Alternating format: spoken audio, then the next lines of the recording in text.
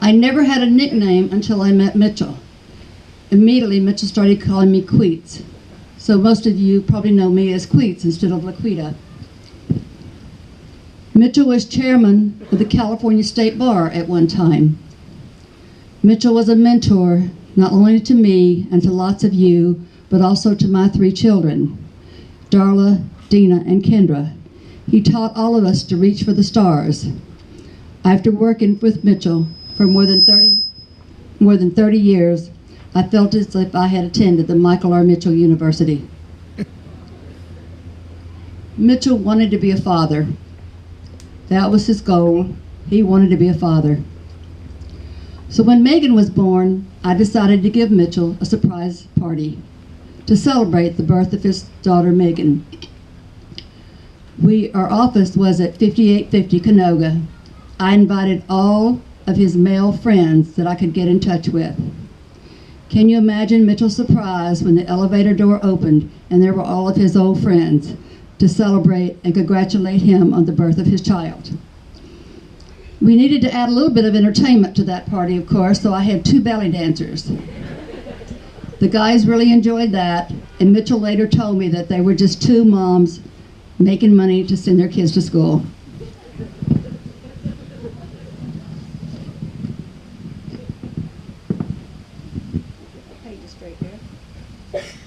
One day, Mitchell and I were having lunch, and I asked him, I said, Mitchell, if you could have anything in the world for your birthday, what would you want? How many of you can imagine what Mitchell would have said?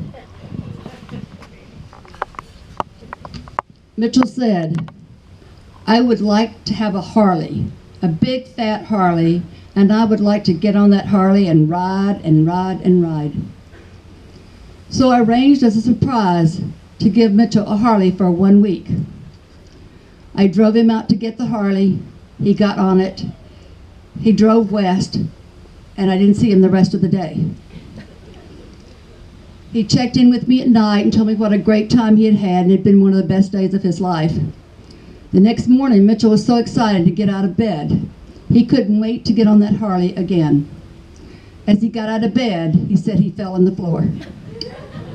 His legs had turned to rubber.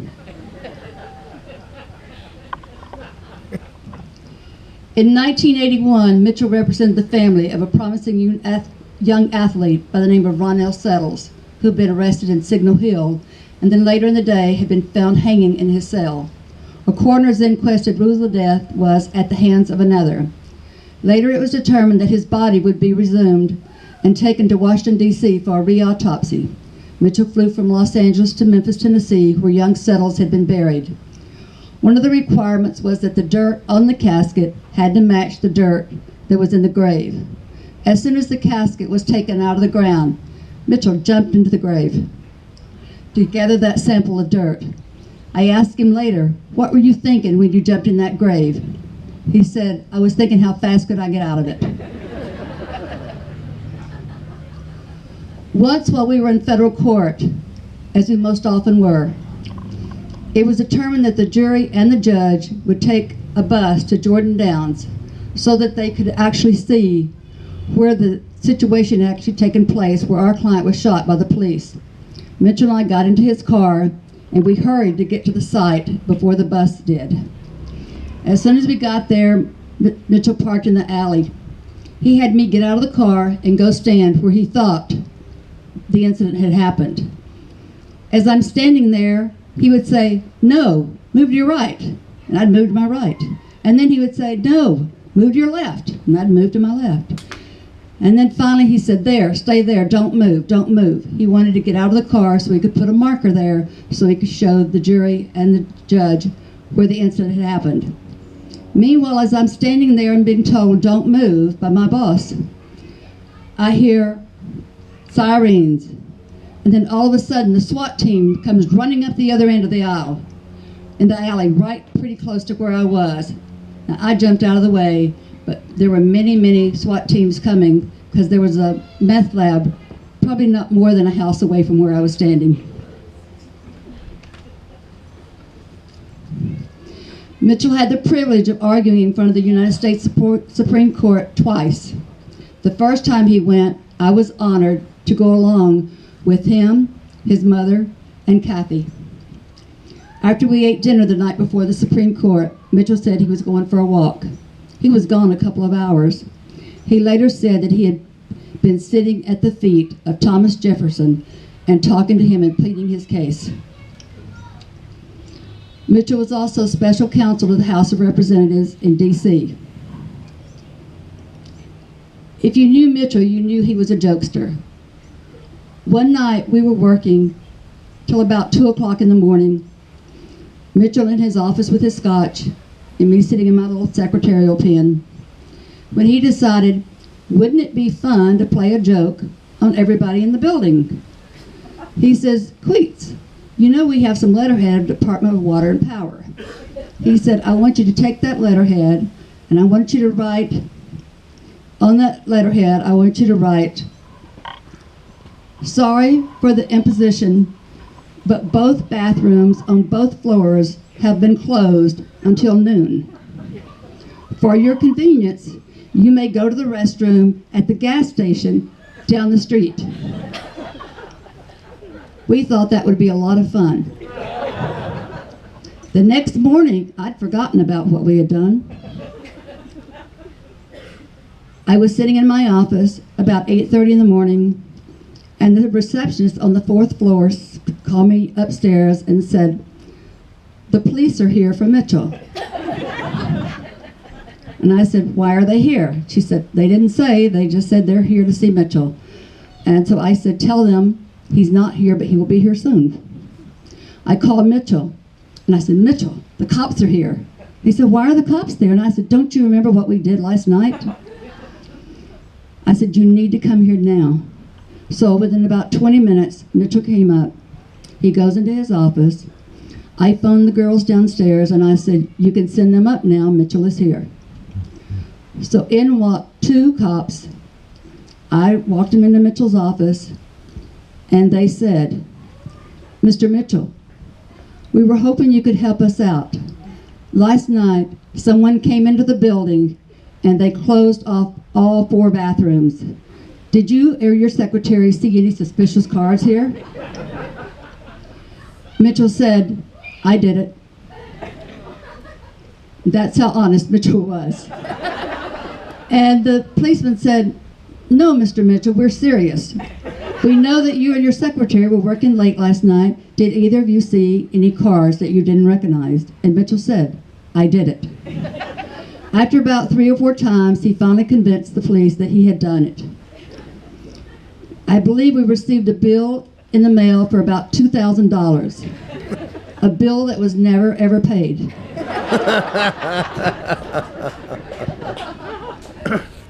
Over the years, almost 30, Mitchell and I would talk about death and what he would want said about him. He would tell me, life is a kick and a giggle, and don't sweat the small stuff, and there ain't no big stuff. If you knew Mitchell, you knew those phrases. He also said that I could tell the story about him when he was working as special counsel to the House of Representatives. He was staying at the Capitol Hotel. On this particular night, he had drank some scotch. Actually, a lot of scotch. And he said he had put money in the TV so he could watch some dirty movies. He wakes up about 2 o'clock in the morning, headed for the bathroom to get rid of what he called as rancid scotch. He opened the door and proceeded to walk to the bathroom. He heard a heavy door close and soon realized that he had mistaken the door to the bathroom. And he was now standing outside his hotel room, totally naked. He said he thought, well, what am I going to do now? He's standing there, he can't get back in his room, and he has no clothes on whatsoever. He says he went into the elevator. He thought the only way out is if I get in the elevator and hopefully someone will be downstairs. He gets in the elevator, he pushes the first floor, he gets downstairs, and he peeks his head out, and he sees the clerk, and he says, sir, can you help me? And the clerk came over and said, "Of course I can help you. What do you need?" And he said, "I need you to get me back to my room, and I need you to forget this."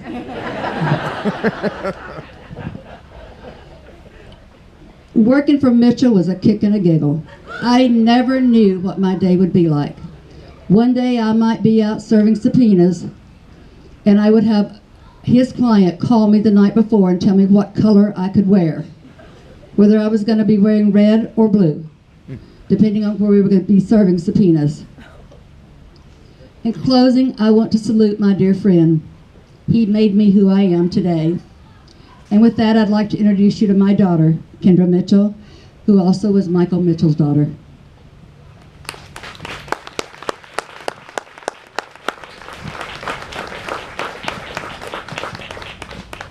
Thanks, Mom.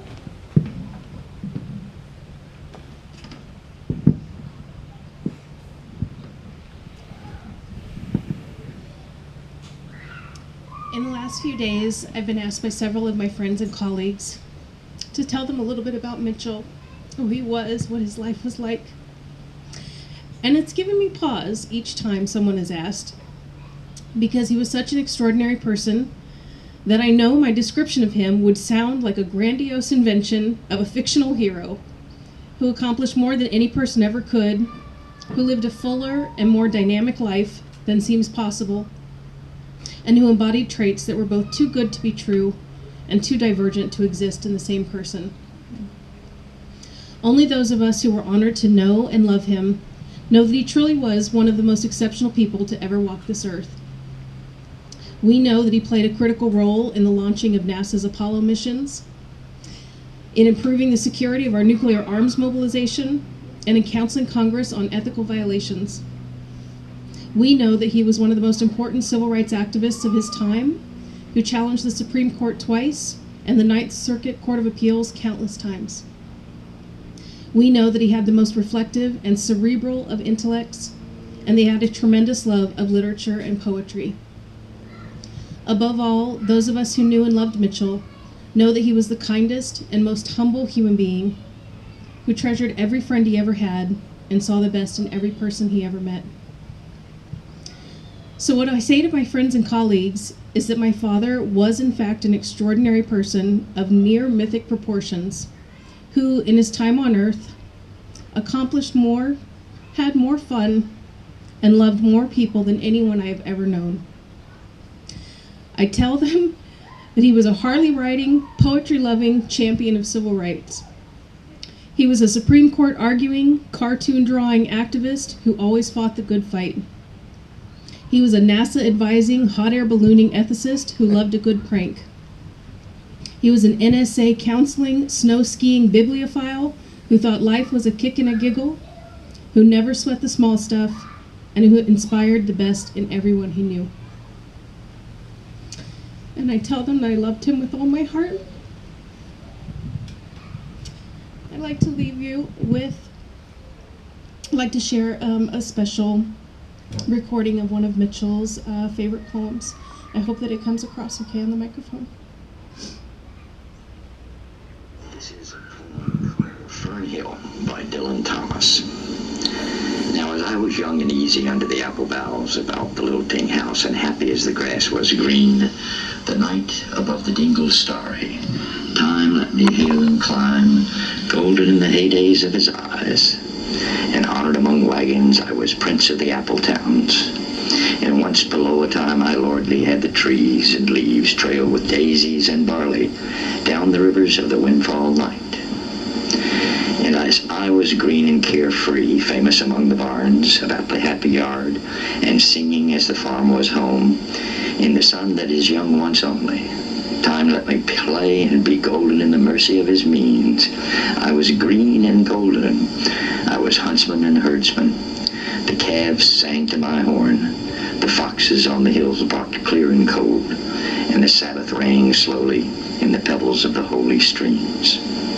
All the sun long it was running, it was lovely. The hayfields high as the house, the tunes from the chimneys. It was air and playing, lovely and watery, and fire green as grass. And nightly under the simple stars as I rode to sleep, the owls were bearing the farm away.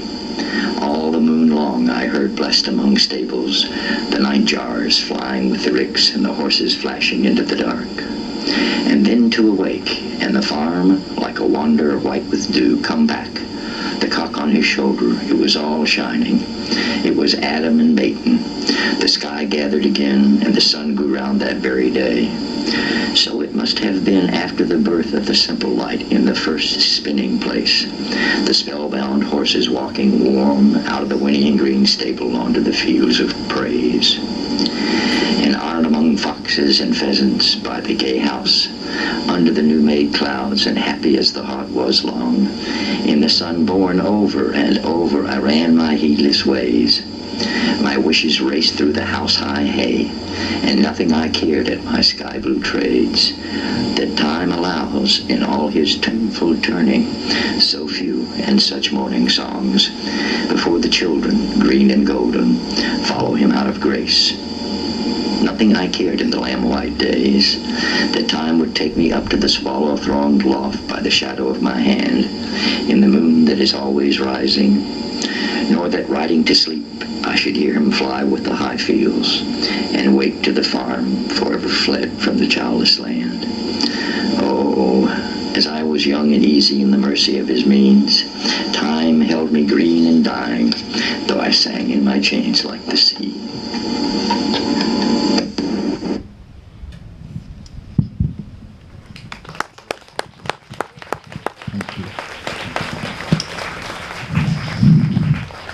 I don't think there's anything we could say beyond Michael's own voice and how much he loved to read poetry and read books. But you heard it from Kendra and her mother, that his quote to Megan,